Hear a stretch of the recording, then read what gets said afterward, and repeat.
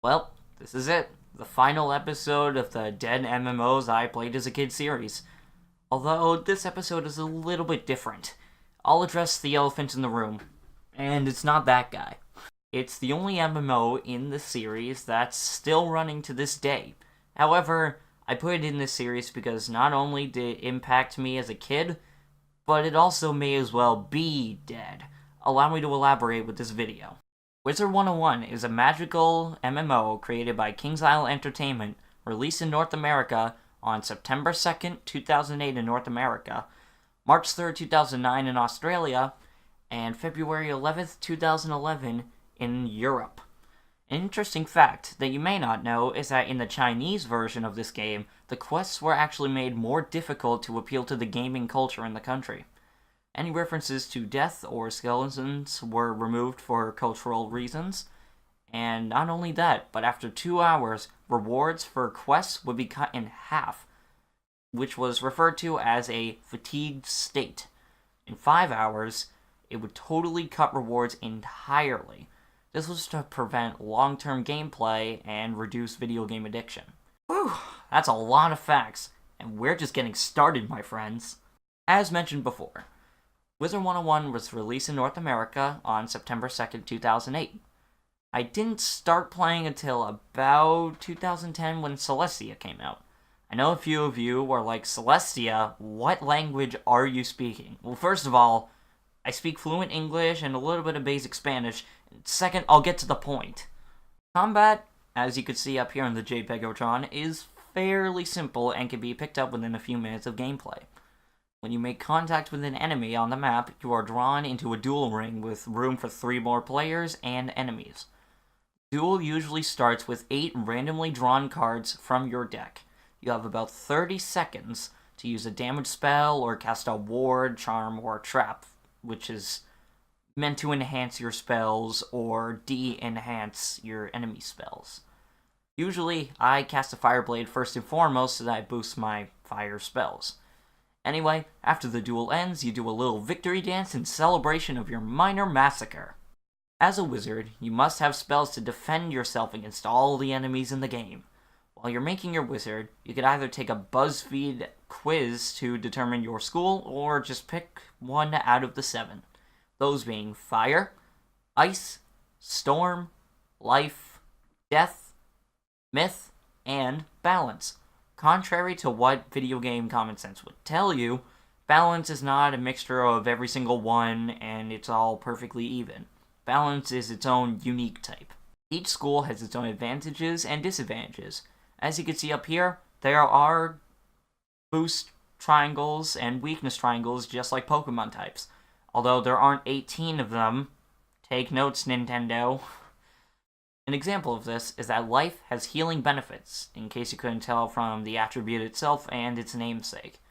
Death is focused on absorbing health from enemies, so you do 700 damage, you get 350 for health. Watch out though, as anything you can do, the enemy can also do to you. While there are other schools outside of Wizard City, those will be talked about when the worlds that they originate from come up later in the video. It's safe to say that the story of Wizard101 is probably the biggest and most expansive story out of all the games in this series. As such, it is hard to summarize in a small paragraph like I usually do on these scripts, especially for someone like me who's only completed half the story in the game. However, I will still do my best. Do note, the story of the game will take up a majority of the runtime in this video. So if you don't want to listen to me ramble on about the story for 5 to 10 minutes, I suggest skipping to literally any other part of the video. Alright, let's go. So the first arc goes that former Death School teacher Malistaire Drake has become evil and plans to take over the Spiral, which is the universe where Wizard101 takes place. In Wizard City, you study your School of Magic and take down Lord Nightshade, who's commanding the undead to take over Wizard City. You then travel to the Egypt-inspired land of Crocotopia, where Malistaire is stealing the Croconomicon to revive his dead wife, former life school teacher Sylvia Drake. With the help of characters such as Sergeant Major Talbot, which is a dog in a safari uniform, You have to defeat Crocopatra and reclaim the Croconomicon before Malastare gets his hands on it. However, you soon realize that he already has it, and he stole it from the Royal Museum in Marleybone. So that's your next destination. Or it would be if there wasn't another world you could go to level up. Grizzleheim is somewhat of an optional world, and you can likely go through the entire game without visiting it ever. But people do still go because it's very useful for leveling up. Grizzleheim, there's primal boars, wild claws, and grendels everywhere. Not only that, but a group of ravens called the Coven want to make the spiral into a frozen wasteland. So you journey to the caves of Ravenscar to bring back order to Grizzleheim. Right after, you are sent to Marleybone, a world full of British dogs. So guess what this place is based off of? Yeah, it doesn't leave that much for the imagination.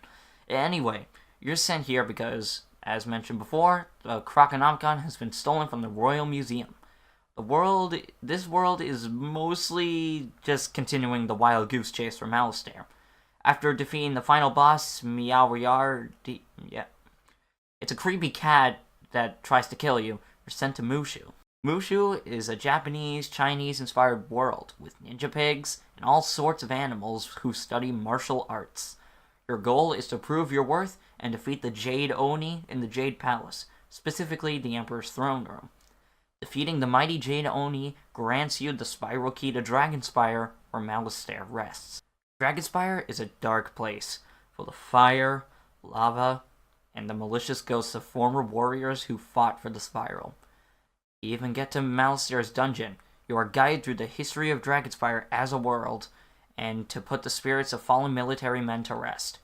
After a long and grueling journey, seriously, this is like one of the longest worlds ever, you meet Malastare Drake at the Crown of Fire, where he intends to use the Croconomicon to revive his dead wife, Sylvia. After stopping him, he moves into the afterlife with Sylvia, and that's the last you see of him for a long time. You'd think there'd be no more evil wizards trying to take over the world, right? Well, King's Isle didn't make all these story-heavy worlds for nothing. Arc 2 starts with Celestia, a scientific, water-oriented world. You're introduced to the Sun, Moon, and Star schools of magic, as well as Morganth, who, like Malastare, is trying to take over the spiral. However, instead of ruling it, she wants to destroy it and make her own. Not only that, but you're here because there have been mysterious radio signals from the edge of the spiral. So, of course, we have to investigate. It's not like I was busy trying to make a farm or actually spend time with my pets, who are probably dead at this point.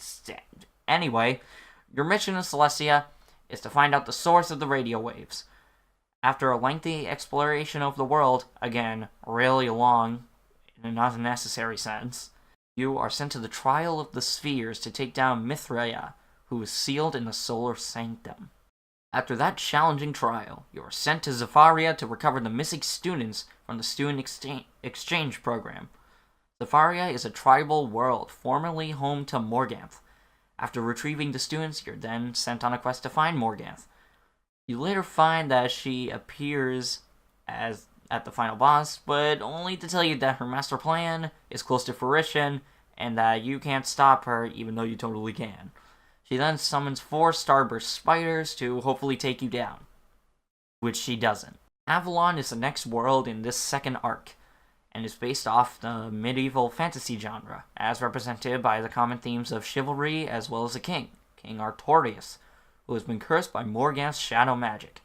Thus, the objective is clear. Fun fact, my character is actually at the start of Avalon. I don't know why I mentioned that. This time around, you'll have to defeat the Pendragon, who's the Lord of the Wild Hunt. Whatever that means. Like I said, I haven't done Avalon yet. Azteca, an Aztecosaur-infested land in the midst of doom by comet, is your next stepping stone to Morganth. Most wizards didn't know this world still existed. However, there is a comet that can easily make that statement true. Of course, the one behind this comet is Morganth, so add that to your ever-growing agenda of other people's problems to solve. Anyway, your goal is to defeat Malastare the Undying, Morganth's Dark Servant. Yes, you heard me right. Malastare apparently isn't dead. I guess that victory party I had after Dragonspire was pointless. Anyway, after defeating Malistaire the Undying, who's hopefully dead for good this time, you're sent back to Wizard City. So you've been hunting down Morganth for the past 3 worlds now, right? Well, now what? You've got to be close at this point, right? Well, yeah. However, this next world has no spiral key. It's your objective to travel between a few of the past worlds to find the remaining members of the Council of Light and recruit new members. You go to Mushu to find the current member, Emperor Yoshito, and you recruit the Lady of the Lake from Avalon in King Artorias' place.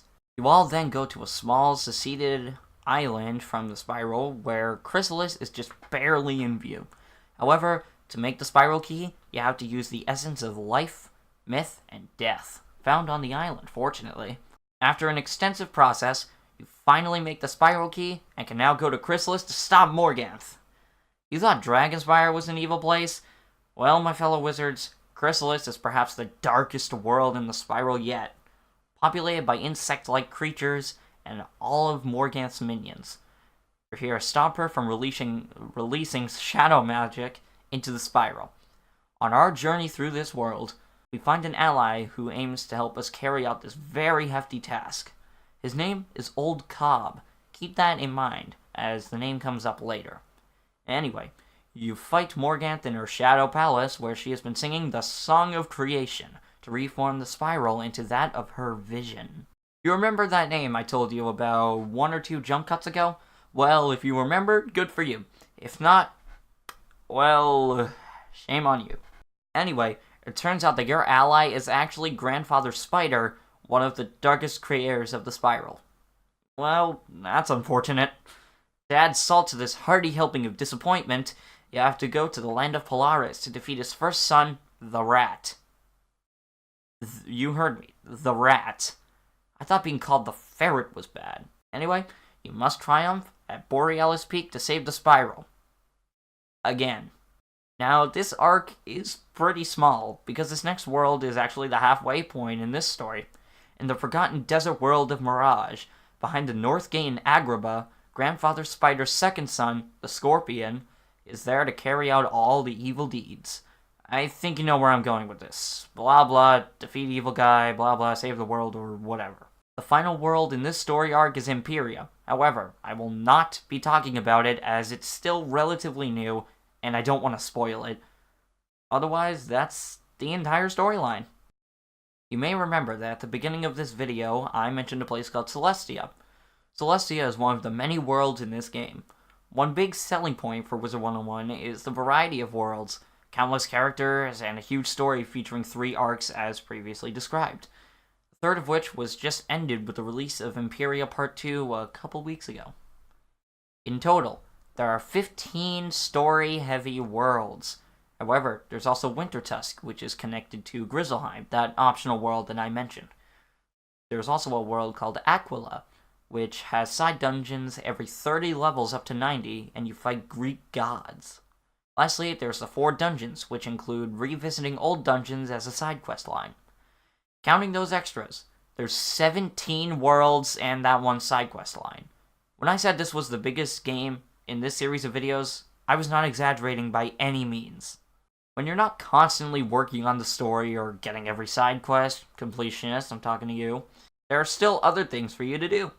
The first of those things is raising pets. Now, pets are more than just a partner that walk around with you. They give you benefits in battle if you train them enough. In the Pet Pavilion in Wizard City, you can play minigames to train your pet's stats and feed them snacks to level them up.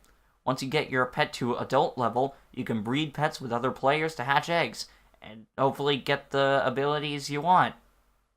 Kind of like Pokemon, which released 10 years before this.